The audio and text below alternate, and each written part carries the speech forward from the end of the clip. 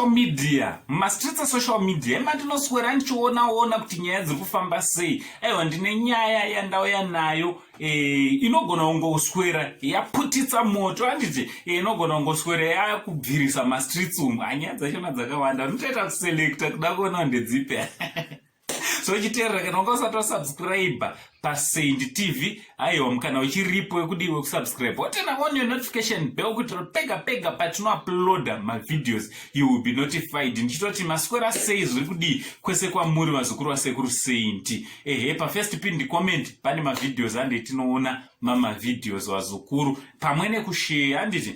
So nyaya yaitika ndeposti ranyorwa naMadam Boss riri panapa. Posti iri manje Madam Boss vanga vachitongotaurawo zvakanaka vakamira naMaititi handiti muri kuona kuti ndirekare karisira achimanje papo pakamira Maititi naivo Madam Boss neuyo anonzi Magi handiti Magirazi weku anoekta nani anoekta naGonyeti ndiye akagara. So Madam Boss vari kungotaurawo kuti aiwa vari kurangarira vafunga mazuva iwo ayaya pavanga vachawirana naMaititi vachagona kumira vese vachitora mafotos kudais. Asi Maititi vakambotaura warning yekuti aiwa Madam Boss mira zvekutaura nezvangu.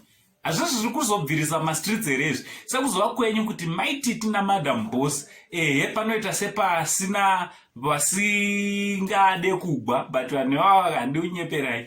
Vanhu ivava vaonane ndochokwadi. Maititi naMadam Boss makakatano handiti because Madam Boss vari kusaidi vanhu vane chaongo chavo chakangoti wandei sekufanana naMaititi. Ende vanhu vanofollowa Maititi kazhinji havafariri Madam Boss nevanofarira Madam Boss havafarire Maititi. Hamusi kuona here kuti apa panogona kungotungidzwa moto Gonyeti naMagi vasiye havana dambudziko. From Uncle Saint, the only Zimbabwean uncle. Handei kumakomenzi munoti nyora tichiti much love.